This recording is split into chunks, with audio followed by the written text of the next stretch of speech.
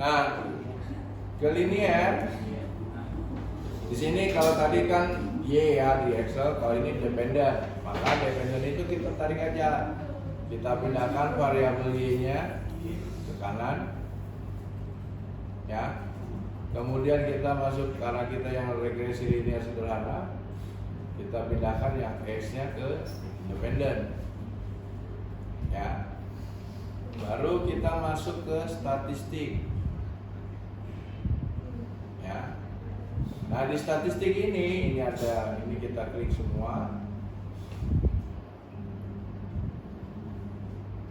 ya, kecuali yang ini. Kita continue, ya. Yang ini kita nggak usah, ya, nggak usah di apa-apain, nggak usah diklik lagi ini, karena kita nggak cari itu, karena kita butuh di statistiknya, ya. Kemudian kita oke.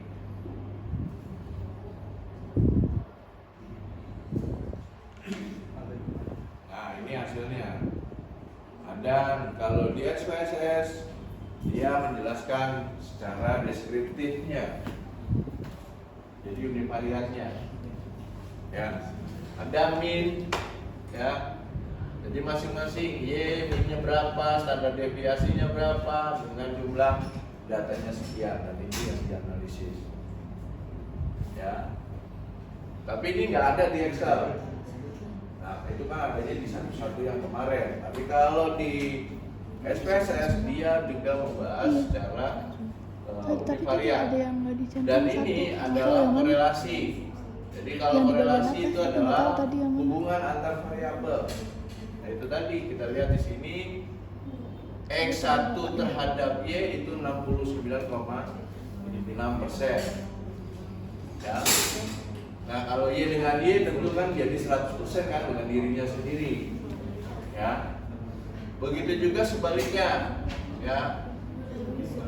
Jadi begitu juga sebaliknya antara Y dengan X1, ya. Itu juga sama 69,6%. Nah ini biasanya persen korelasi, ya. Ini untuk yang sifatnya melihat hubungan antar variabel, besarannya, seberapa besar hubungannya.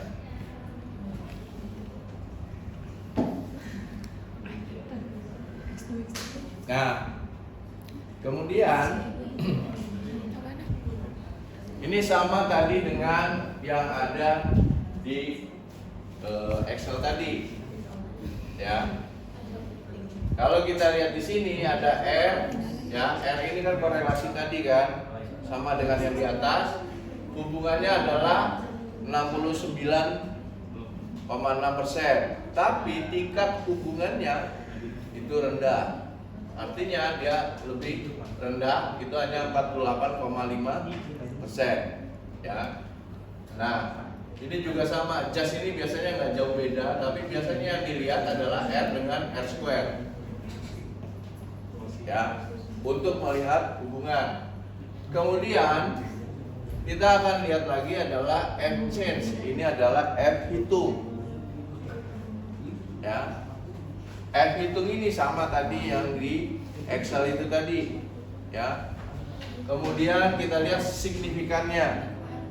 Nah signifikan ini adalah dia masih 0,00, artinya data ini signifikan. Nah itu sesuai yang kemarin kalian penjelasan tentang signifikan F itu apa, F change itu apa.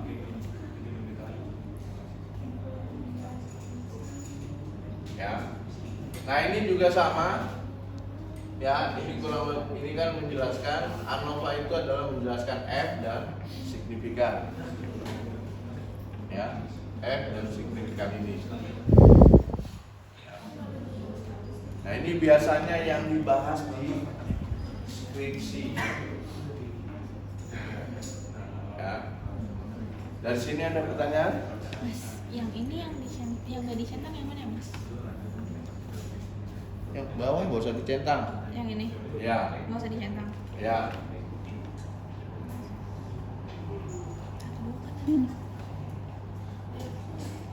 Dari sini ada pertanyaan?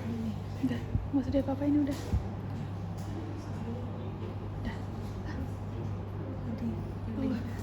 Nah, benar-benar.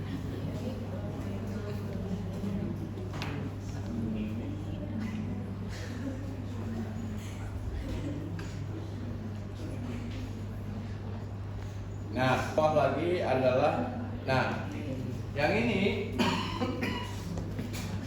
adalah bentuk persamaan regresi. Kalau tadi di Excel itu kan 0, ya, dia menghitung 0, tetapi di sini dia ada angka 11. Jadi kalau di SPSS, ya, Y sama dengan A plus BX sama dengan itu tadi 11,26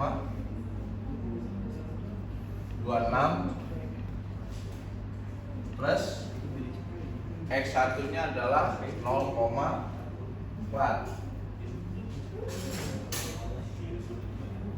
ya. Jadi ini persamaannya. Nah, kenapa nih beda?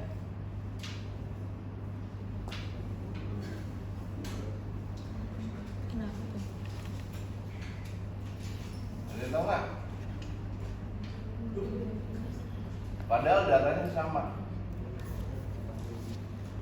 Iya kan?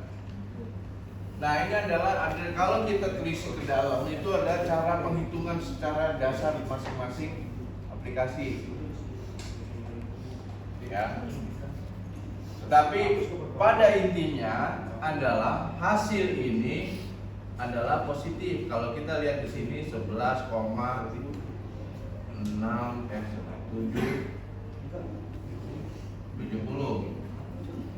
Ini kan positif kan?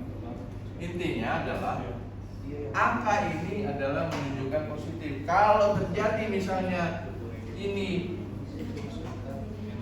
0,49-nya bentuknya bukan, misalnya ini tambah, tapi ini dalam bentuk, atau di sini biasanya minus, itu ada kesalahan dalam hal pengambilan data di lapangan. Bahkan bisa jadi konsepnya juga salah. Ya. Maka kuantitatif itu pasti ketat di bab 1, 2, 3. Ya. Jadi itu biasanya kalau di kuantitatif itu pasti, tentu kalian ngerjain latar belakangnya ngejelimet kali. Harus ada kutipan segala macam. Tidak bisa semudah yang mau ditulis, karena harus ada dasar bukti-buktinya. Nanti di bab 2 juga, di bab 3 juga. Makanya kalau di situ dia harus sudah ketat. Kenapa? Agar hasilnya ini juga bisa dipertanggungjawabkan. Ya. Baik. Dari sini ada pertanyaan? Kita hanya lihat itu tadi. Ini teh itu, ya. Ini adalah persamaan regresinya, ya. Kemudian ini nggak perlu dihitung, yang ini. Cuman yang perlu dilihat adalah ini, ya, sama standar errornya, sama T dan signifikannya. Signifikan ini otomatis di atas signifikan, maka model regresinya signifikan, maka ininya secara detail juga signifikan. Kalau di atasnya ini ada kayak aneh misalnya 0,05, di sini ada yang tidak signifikan. Ya. Seperti itu.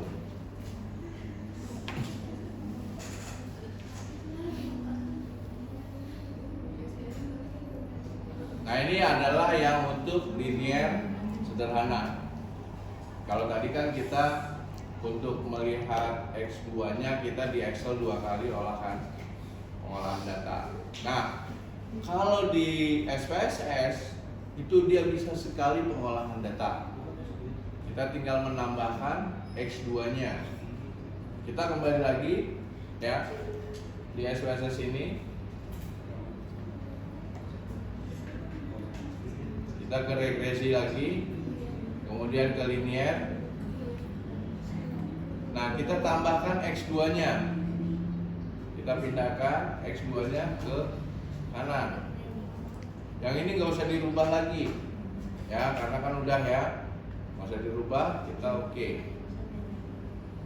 Nah, dia otomatis menghitung ada X2-nya. Ya. Kemudian juga ini tadi tetap sama kan? Tadi 69,6%. Ya, antara X1 dengan Y. Tapi X2 dengan Y itu 78,6%. Nah, X2 dengan X1 juga bisa kelihatan hubungannya, korelasinya, yaitu adalah 76,3%. Ya, ini timbal balik ya, korelasi pakai Pearson. Jadi kalau tadi di awal kita kan hanya ngelihat dari Y dengan X1 aja. Nah, sekarang kita tambahkan X2, maka tentu akan ada hubungan antara X1 dengan X2 dengan X1, X2 dengan Y. Ya.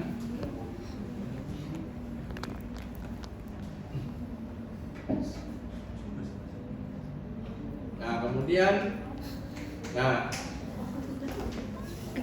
kategori yang kita lihat tadi ya, R dan R square-nya secara keseluruhan, kalau kita lihat satu aja, kalau ini kan kita melihatnya dua variabel independennya, artinya dua variabel X, itu ada 80%.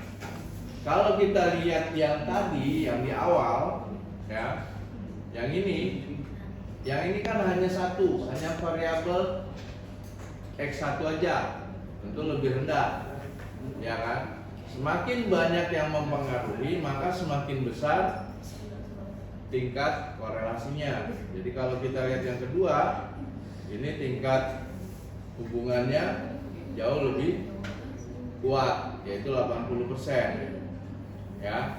Dan tingkatnya, hubungannya 80%, tingkat hubungannya 64%. Jadi semakin banyak variabel X, maka semakin banyak yang mempengaruhi, maka semakin tinggi juga tingkat hubungannya.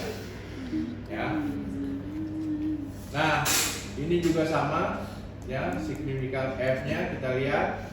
Ini F hitungnya, nanti dibandingkan dengan F tabel.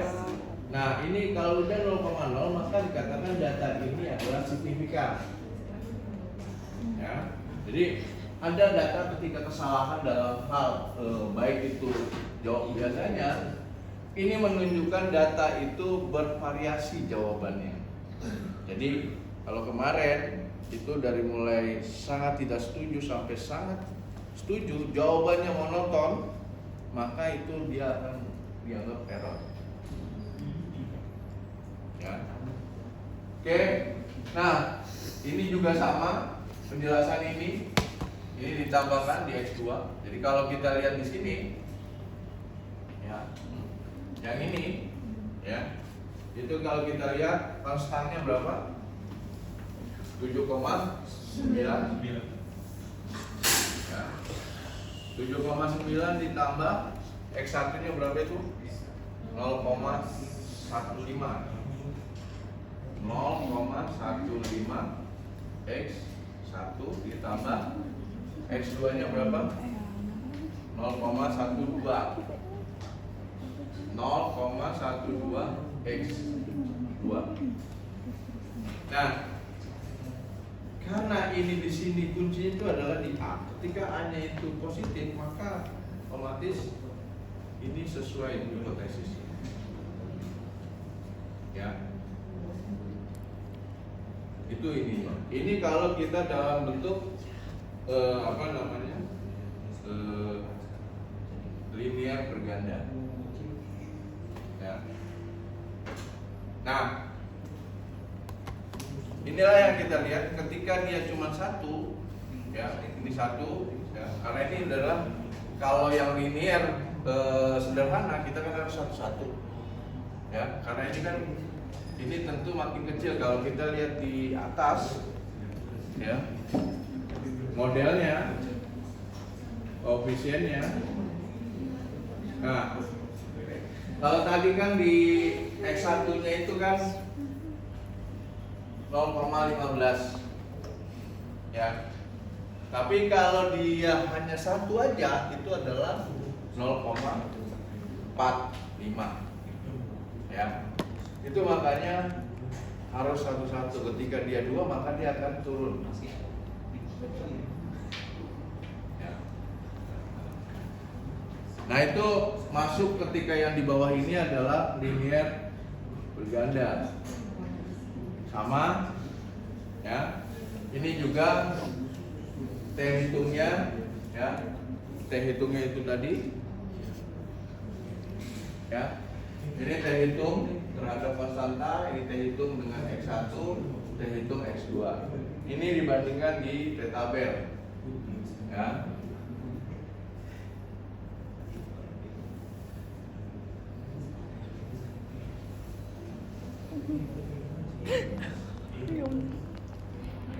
Nah, batasannya cuma sampai di sini. Nah, nanti yang perlu kalian nanti tonton adalah bagaimana cara mencari kalau untuk tadi yang linear sederhana itu harus hitungnya satu-satu. Kalau tadi kan kalau saya bilang pakai regresi itu ada 3 hipotesa kan, X1 ke Y, X2 ke Y, X1 dan Y ya. Nah ketika X1 dan Y itulah kita lihat ya. Jadi kalau ini dua hal yang berbeda. Kalau kita mau menggunakan regresi linear sederhana maka kita satu-satu ya. Tapi kalau kita mau menggunakan regresi linear berganda, nah ini otomatis ini kan menjadi persamaan. Naik TJ. Ya. Ini menjadi persamaan karena kita mengujinya 2 variabel. Jadi kalaupun diturunkan ini ya, diturunkan menjadi linear sederhana itu adalah 7,9 ditambah 0,15 X ya. Kan ada 3 hipotesis kan, maka ini hipotesis yang pertama. Hipotesis yang kedua itu adalah 7,9 ditambah 0,12 X. Ini adalah hipotesis kedua ya. Ini karena dasarnya kita adalah menganalisis linear berganda ya. Ketika untuk menjawab hipotesisnya maka kita tinggal turunkan aja ini satu-satu.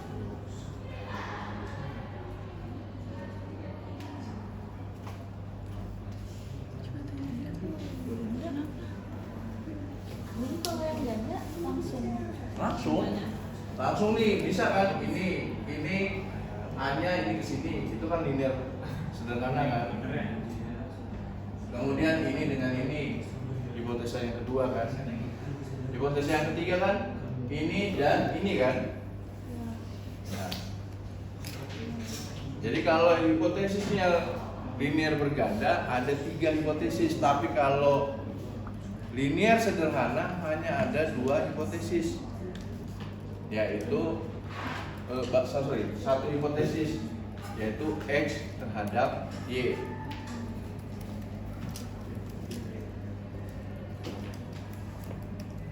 Jadi nanti ketika kalian penyusunan atau di metodologi kuantitatif itu pasti ada berkaitan. Disitulah kaitannya bagaimana menjelaskan hipotesis itu di dalam angka ini.